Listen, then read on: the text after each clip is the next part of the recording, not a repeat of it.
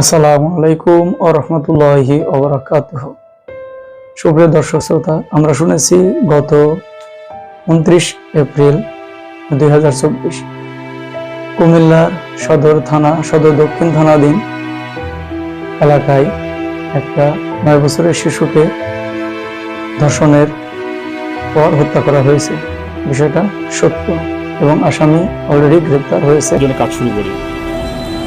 এরই ধারাবাহিকতায় গতকাল রাত আনুমানিক 11টায় আমরা চাঁদপুরের শাহরাস্তি থানাধীন এলাকা থেকে আমরা সময় সকাল 7টা থেকে 10টা পর্যন্ত ছিল এবং ওইদিন সকালে মেয়েটি স্কুলে যায়।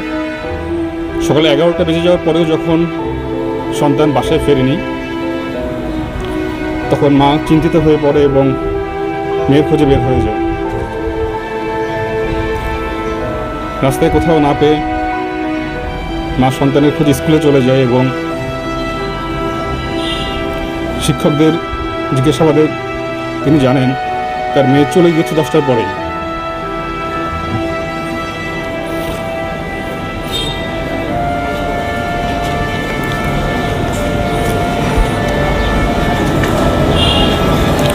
দুঃখিত। মা বাসায় ফেরত আসেন এবং দুপুর আনুমানিক 3:30টায়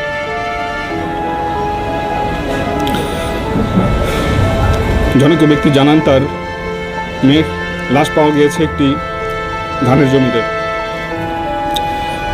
মা দ্রুততার সাথে ছুটে যান এবং লাশটি তার মেয়ের বলে শনাক্ত করেন।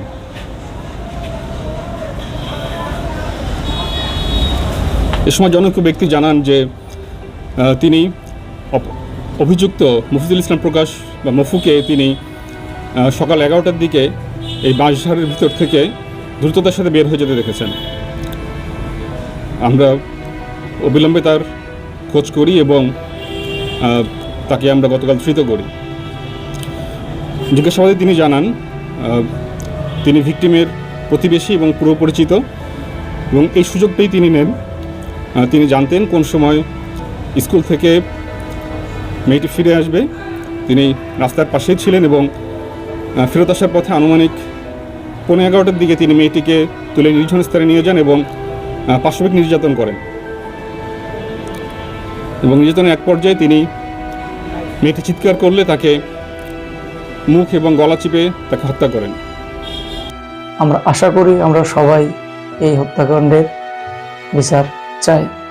এই অসহায় পরিবারের আল্লাহ যেন সহায়তা দান করে, ধৈর্য ধরার, এবং যে মেয়েটি দুনিয়া ছেড়ে আমাদের সবাইকে ছেড়ে চলে গেছে, আল্লাহ যেন তার জান্নাতবাসী করে।